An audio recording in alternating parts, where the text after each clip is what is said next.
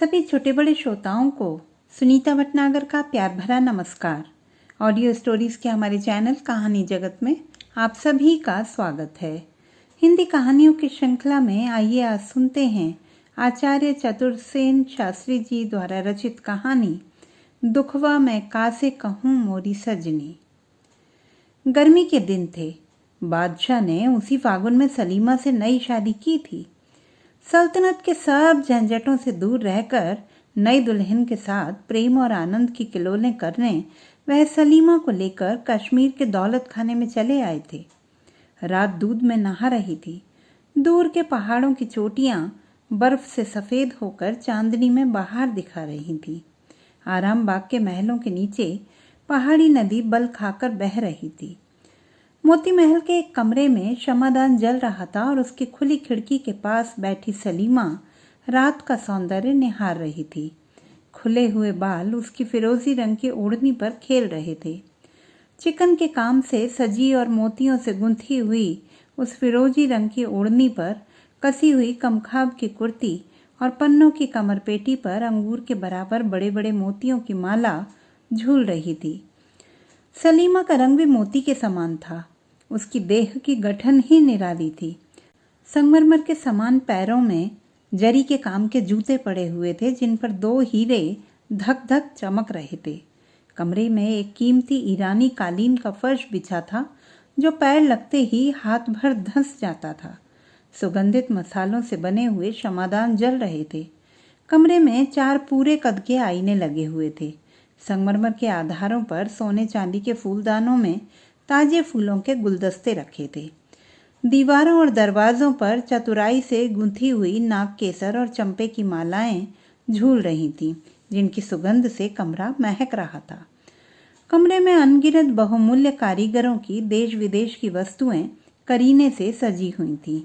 बादशाह 2 दिन से शिकार को गए थे। आज इतनी रात हो गई, अभी तक नहीं आए। सलीमा चांदनी में दूर तक आंखें बिछाए सवारों की गर्द देखती रही। आखिर उससे रहा न गया। वह खिड़की से उठकर अनमनी सी होकर मसनद पर आ बैठी। उम्र और चिंता की गर्मी जब उससे सहन ना हुई तो उसने अपनी चिकन की ओढ़नी भी उतार फेंकी और आप ही आप झुंझलाकर बोली, कुछ भी अच्छा नहीं लगता, अब क्या करूं? इसके बाद उसने पास रखी बीन उठा ली। 2-4 उंगली चलाई मगर स्वर ना मिला। भुनभुना कर कहा, मर्दों की तरह यह भी मेरे वश में नहीं है। सलीमा ने उकताकर उसे रखकर दस्तक दी। एक बांदी दस्त बस्ता हाजिर हुई। बांदी अत्यंत सुंदरी और कमसिन थी। उसके सौंदर्य में एक गहरे विषाद की रेखा और नेत्रों में नैराश्य स्याही थी। उसे पास बैठने का हुक्म देकर सलीमा ने कहा, साकी, तुझे बीन अच्छी लगती है या बांसुरी?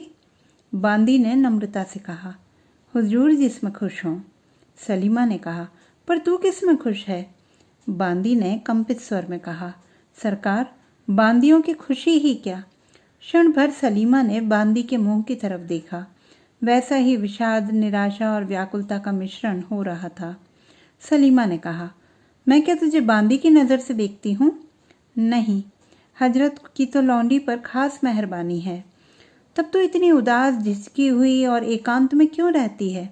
जब से तू नौकर हुई है ऐसा ही देखती हूँ। अपनी तकलीफ मुझसे कुछ कह सके तो कह प्यारी साकी। इतना कहकर सलीमा ने उसके पास खिसक कर उसका हाथ पकड़ लिया। बांदी कांप गई पर बोली नहीं। सलीमा ने कहा, कसमिया, तू अपना दर्द मुझसे कह, तू इतनी उदास क्यों रहती है? बांदी ने कंपित स्वर में कहा, हुजूर क्यों इतनी उदास रहती हैं? सलीमा ने कहा, इधर जहाँ पनाह कुछ कम आने लगे हैं, इससे तबीयत जरा उदास रहती है। बांदी, सरकार, प्यारी चीज़ न मिलने से इंसान को उदासी आ ही जाती है। अमीर और गरीब सभी का दिल ही है। सलीमा हंसी। उसने कहा, समझी, अब तू किसी को चाहती है, मुझे उसका नाम बता, उसके साथ तेरी शादी करा दूंगी। साकी का सिर घूम गया। एकाएक उसने बेगम की आंखों में आंख मिलाकर कहा, मैं आपको चाहती हूँ। सलीमा हंसते हंसते लौट गई। उस मदमाती हंसी के वेग में उसने बांदी का कंपन नहीं देखा। बांदी ने वंशी लेकर कहा, क्या सुनाऊं? बेगम ने कहा, ठहर, कमरा बहुत गर्म मालूम होता है, इसके तमाम दरवाजे और खिड़कियां खोल दे, चिरागों को बुझा दे, चटकती चांदनी का लुत्फ उठाने दे और फूल मालाएं मेरे पास रख दे। बांदी उठी। सलीमा बोली, सुन, पहले एक गिलास शरबत दे, बहुत प्यासी हूँ। बांदी ने सोने के गिलास में खुशबूदार शरबत बेगम के सामने ला धरा। बेगम ने कहा, उफ, ये तो बहुत गर्म है, क्या इसमें गुलाब नहीं दिया? बांदी ने नम्रता से कहा, दिया तो है सरकार। अच्छा, इसमें थोड़ा सा इस्तंबुल और मिला। साकी गिलास लेकर दूसरे कमरे में चली गई। इस्तंबुल मिलाया और भी एक चीज़ मिलाई। फिर वह सुवासित मदिरा का पात्र बेगम के सामने ला धरा। एक ही सांस में उसे पीकर बेगम ने कहा, अच्छा अब सुना, तूने कहा कि मुझे प्यार करती है, सुना, कोई प्यार का गीत ही सुना। इतना कहे और गिलास को गलीचे पर लुढ़का कर मदमाती मसनद पर खुद लुढ़क गई और रस भरे नेत्रों से साकी की ओर देखने लगी। साकी ने वंशी का सुर मिलाकर गाना शुरू किया, दुखवा में कासे कहूँ मोरी सजनी। वक्त देर तक साकी की वंशी और कंठ ध्वनि कमरे में घूम घूम कर रोती रही। धीरे धीरे साकी खुद रोने लगी। सलीमा मदिरा और यौवन के नशे में होकर झूमने लगी। गीत खत्म करके साकी ने देखा सलीमा बेसुध पड़ी है। शराब की तेजी से उसके गाल एकदम सुर्ख हो गए हैं और तांबुल राग रंजित होंठ रह रह कर फड़क रहे हैं।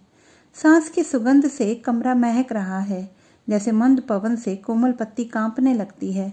उसी प्रकार सलीमा का वक्ष स्थल धीरे धीरे कांप रहा है। प्रस्वेद की बूंदें ललाट पर दीपक के उज्जवल प्रकाश में मोतियों की तरह चमक रही हैं। वंशी रखकर साकी क्षण भर बेगम के पास आकर खड़ी हुई। उनका शरीर कांपा, आंखें जलने लगीं, कंठ सूख गया। वह घुटने के बल बैठकर बहुत धीरे धीरे अपने आंचल से बेगम के मुख का पसीना पोंछने लगी। इसके बाद उसने झुककर बेगम का मुंह चूम लिया। इसके बाद जो ही उसने अचानक आंखें उठाकर देखा, खुद दीन दुनिया के मालिक शाहजहां खड़े उसकी यह करतूत अचरज और क्रोध से देख रहे हैं। साकी को मानो सांप डस गया। वह हतबुद्धि की तरह बादशाह का मुंह ताकने लगी। बादशाह ने कहा, तू कौन है और यह क्या कर रही थी? साकी ने धीमे स्वर में कहा, जहां पना, कनीज अगर कुछ जवाब न दे तो। बादशाह सन्नाटे में आ गए। बांदी की इतनी स्पर्धा? उन्होंने कहा, मेरी बात का जवाब नहीं? अच्छा, तुझे नंगी करके कोड़े लगाए जाएंगे। साकी ने कंपित स्वर में कहा, मैं मर्द हूँ। बादशाह की आंखों में सरसों फूल उठी। उन्होंने अग्निमय नेत्रों से सलीमा की ओर देखा। वह बेसुध पड़ी सो रही थी। उसी तरह उसका भरा यौवन खुला पड़ा था। उसके मुंह से निकला, उफ फाहशा, और तत्काल उनका हाथ तलवार की मूठ पर गया। फिर नीचे को उन्होंने घूम कर कहा, दोजक के कुत्ते, तेरी यह मजाल? फिर कठोर स्वर से पुकारा, मादूम। क्षण भर में एक भयंकर रूप वाली तातारी औरत बादशाह के सामने अदब से आ खड़ी हुई। बादशाह ने हुक्म दिया, इस मरदूद को तहखाने में डाल दें ताकि बिना खाए पिए मर जाए। मादूम ने अपने कर्कश हाथों में युवक का हाथ पकड़ा और ले चली। थोड़ी देर में दोनों लोहे के एक मजबूत दरवाजे के पास आ खड़े हुए। तातारी बांदी ने चाबी निकाल कर दरवाजा खोला और कैदी को भीतर ढकेल दिया। कोठरी की गज कैदी का बोझा पड़ते ही कांपती हुई नीचे को धसकने लगी। प्रभात हुआ। सलीमा की बेहोशी दूर हुई। चौंक कर उठ बैठी। बाल संवारे, ओढ़नी ठीक की और चोली के बटन कसने को आईने के सामने जा खड़ी हुई। खिड़कियां बंद थीं। सलीमा ने पुकारा, साकी, प्यारी साकी, बड़ी गर्मी है, जरा खिड़की तो खोल दे। निगोड़ी नींद ने तो आज गजब ढा दिया। शराब कुछ तेज थी। किसी ने सलीमा की बात ना सुनी। सलीमा ने जरा जोर से पुकारा, साकी। जवाब न पाकर सलीमा हैरान हुई। वह खुद खिड़कियां खोलने लगी, मगर खिड़कियां बाहर से बंद थीं।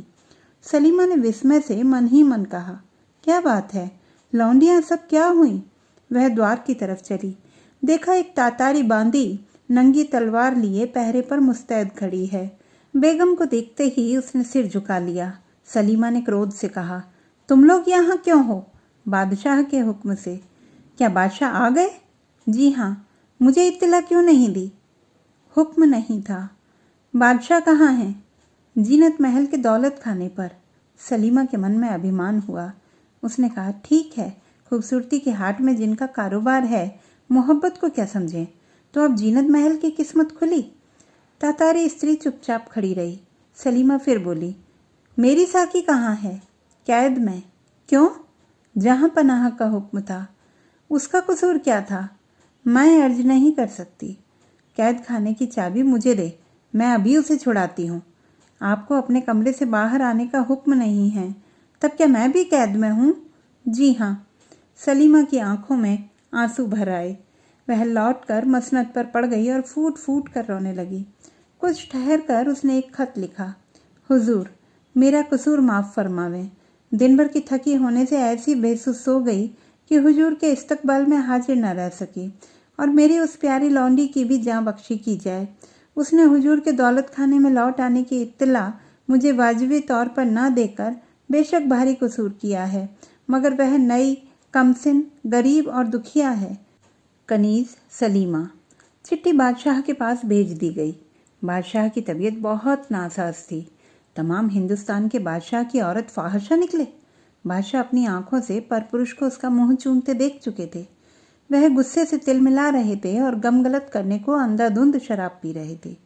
जीनत महल मौका देखकर सौतिया डाह का बुखार निकाल रही थी। तातारी बांदी को देखकर बादशाह ने आग बबूला होकर कहा, क्या लाई हो? बांदी ने 10 बस्ता अर्ज की। खुदाबंद, सलीमा बीबी की अर्जी है। बादशाह ने गुस्से से होंठ चबाकर कहा, उससे कह दे कि मर जाए। इसके बाद खत में एक ठोकर मारकर उन्होंने उधर से मुंह फेर लिया। बांदी लौट आई। बादशाह का जवाब सुनकर सलीमा धरती पर बैठ गई। उसने बांदी को बाहर जाने का हुक्म दिया और दरवाजा बंद करके फूट फूट कर रोई। घंटों बीत गए, दिन छिपने लगा। सलीमा ने कहा, हाय, बादशाहों की बेगम होना भी बदनसीबी है। इंतजारी करते करते आंख फूट जाए, मिन्नतें करते करते जुबान घिस जाए, अदब करते करते जिस्म के टुकड़े टुकड़े हो जाएं, फिर भी इतनी सी बात पर कि मैं जरा सो गई, उनके आने पर जाग न सकी, इतनी सजा, इतनी बेइज्जती। तब मैं बेगम क्या हुई? जीनत और बांदियां सुनेंगी तो क्या कहेंगी? इस बेइज्जती के बाद मुंह दिखाने लायक कहाँ रही? अब तो मरना ही ठीक है। अफसोस मैं किसी गरीब की औरत क्यों ना हुई। धीरे धीरे स्त्रीत्व का तेज उसकी आत्मा में उदय हुआ। गर्व और दृढ़ प्रतिज्ञा के चिन्ह उसके नेत्रों में छा गए। वह सांपनी की तरह चपेट खाकर उठ खड़ी हुई। उसने एक और खत लिखा, दुनिया के मालिक, आपकी बीवी और कनीज होने की वजह से आपके हुक्म को मानकर मरती हूँ। इतनी बेइज्जती पाकर एक मलिका का मरना ही मुनासिब है, मगर इतने बड़े बादशाह को, औरतों को इस कदर नाचीज तो न समझना चाहिए कि अदना सी बेवकूफ़ी की इतनी बड़ी सजा दी जाए। मेरा कसूर तो इतना ही था कि मैं बेखबर सो गई थी। खैर, एक बार फिर हुजूर को देखने की ख्वाहिश लेकर मरती हूँ। मैं उस पाक परवरदिगार के पास जाकर अर्ज करूँगी कि वह मेरे शौहर को सलामत रखें। सलीमा। खत को इत्र से सुवासित करके ताजे फूलों के एक गुलदस्ते में इस तरह रख दिया कि जिससे किसी की उस पर नजर ना पड़ जाए। इसके बाद उसने जवाहर की पेटी से एक बहुमूल्य अंगूठी निकाली और कुछ देर तक आंख गड़ा गड़ा कर उसे देखती रही, फिर उसे चाट गई। बादशाह शाम की हवाखोरी को नजरबाग में टहल रहे थे। 2-3 खोजे घबराए हुए आए और चिट्ठी पेश करके अर्ज की, हुजूर, गजब हो गया, सलीमा बीबी ने जहर खा लिया और वह मर रही है। क्षण भर में बादशाह ने खत पढ़ लिया, झपटे हुए महल में पहुंचे। प्यारी दुल्हन सलीमा जमीन पर पड़ी हैं, आंखें ललाट पर चढ़ गई हैं, रंग कोयले के समान हो गया है। बादशाह से ना रहा गया। उन्होंने घबराकर कहा, हकीम, हकीम को बुलाओ। कई आदमी दौड़े। बादशाह का शब्द सुनकर सलीमा ने उनकी तरफ देखा और धीमे स्वर में कहा, जही किस्मत। बादशाह ने नज़दीक बैठकर कहा, सलीमा, बादशाह की बेगम होकर तुम्हें यह लाजिम था?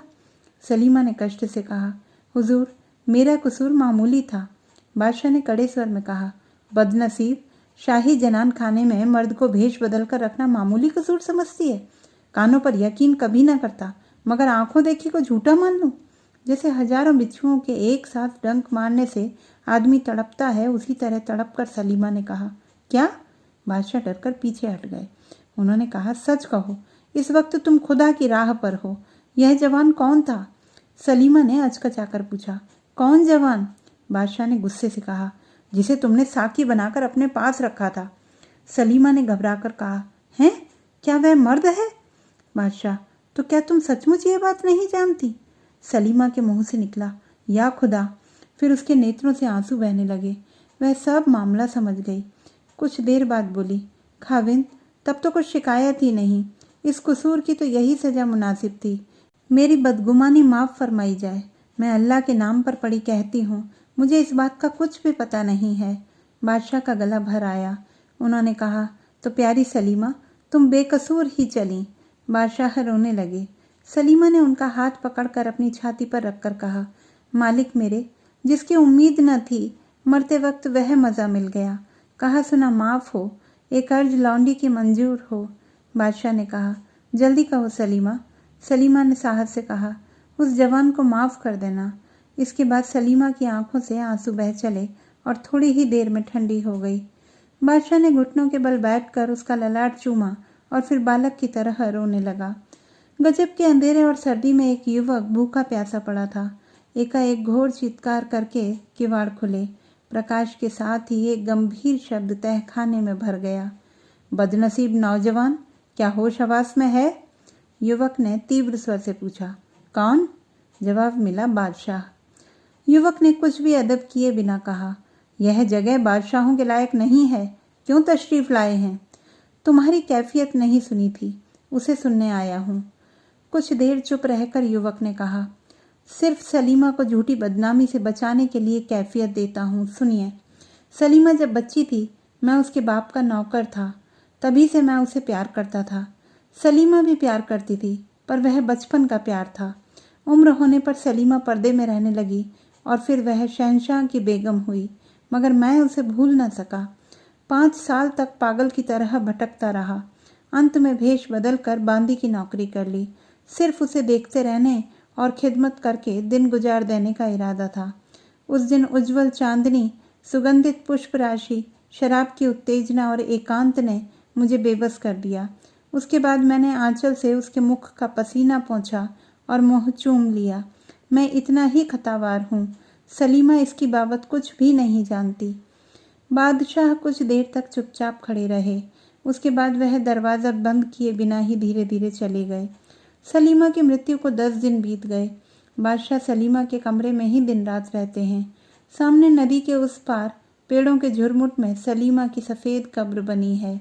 जिस खिड़की के पास सलीमा बैठी उस दिन रात को बादशाह की प्रतीक्षा कर रही थी, उसी खिड़की में, उसी चौकी पर बैठे हुए बादशाह उसी तरह सलीमा की कब्र दिन रात देखा करते हैं।